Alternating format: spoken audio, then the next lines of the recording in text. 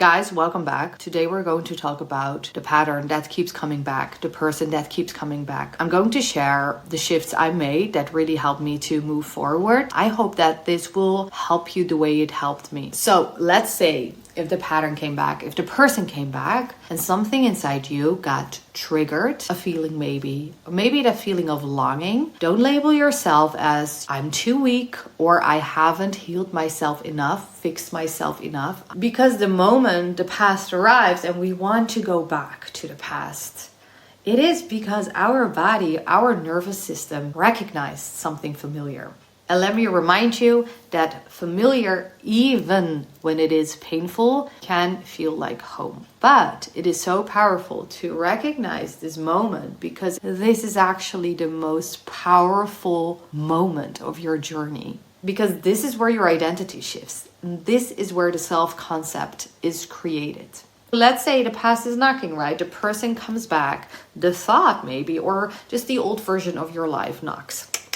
Let me in, and something in you will try to convince you to go back to the past. Like you will tell yourself things like, maybe this time they changed, maybe I was too harsh, or maybe they will see my worth now. And this is how the self-concept is created. If you're thinking like this is where your self-concept is currently at. You are negotiating your worth with yourself. Someone who already aligned with her truth wouldn't negotiate, would just know her worth. I experienced this in a way where a pattern kept returning. And I remember telling my friend, why do I feel like being stuck in a pattern, stuck in a loop? And while talking with him, I also realized that it was about not the healing part, but it was about the choices I made after that healing. Because if I do the healing and I still show up as the old me, nothing's going to change. So for me, it was recognizing the patterns, but also making the choices in that moment. And the moment I realized that, I stopped asking the question, like, why is this happening over and over again? Why is this coming back? And I was willing to look at myself in the mirror, and I looked at my actions after doing all the healing.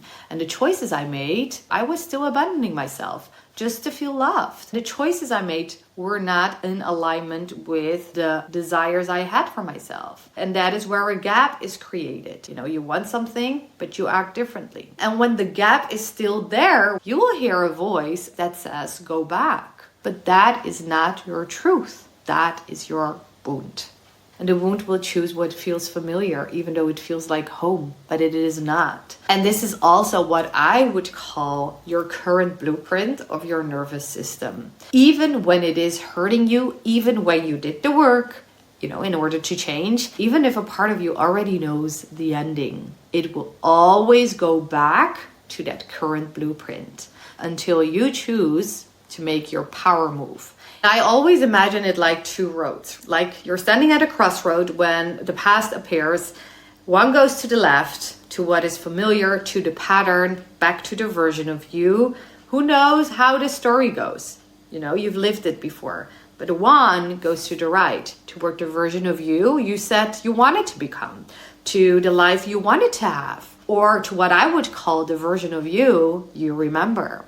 Because that version, that was already planted inside you, waiting for you to recognize it, to come back to it. And when the pattern, when the person or the event comes back, and you're standing exactly there at that crossroad, your nervous system will try to pull you left before our conscious mind even wakes up, because it is scanning our environment, always asking a question, is this safe or is it not safe? And safe means how it was programmed. For example, if your childhood felt unpredictable, if the person who was supposed to be safe was also the source of the pain, your nervous system mapped chaos as safe, mapped chaos as love. And now when that familiar energy comes back, it reads it as known, go back, safe. And this is not your soul calling you back. That is your old blueprint protecting you the only way it knows how. When I understood this, it became so easy for me to choose myself over chaos, to respect myself and to look after myself.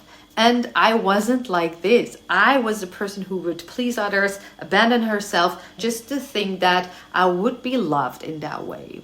And when I understood this, I started to look after myself because I started to understand myself. And everything starts with understanding. And I hope that this insight, this understanding will help you, will shift you in the way it shifted me. Because you have the power to update that blueprint. And it doesn't happen overnight. Like, you update it every day by making the choices to go right. The small choices, the choices that nobody sees, the moment, you feel the pull to go back and you decide to stay right where you are. The question I always ask myself is, am I repeating or am I creating? Because if you can name it, you can choose differently. And this is how powerful you are, my friend. But in order to do this, you have to become the observer of things. So let's talk about that now. Because there is a part of you watching, observing. And that version of you is not inside of the story, it is above it. And in neuroscience, they call this metacognition. Observing your thoughts, becoming aware of the awareness. And when you train yourself, and this is how I trained myself, thanks to meditation, that's why I love to meditate. Instead of becoming the pool, you observe the pool. Because it is so easy to become the story because you are inside the story. And when you are inside the story, you will react instead of respond. And maybe you will send a message to the person, or you just open the door when the past knocks. But the moment you step outside of it and you observe it, even if it is just for one breath, and you watch yourself feeling the pull without following it, that is the moment where you embody your power. That is where you embody the new concept of yourself. Because you don't become the pattern anymore. You are the one observing it. And that is it. That's it. It's not something that happens magically overnight.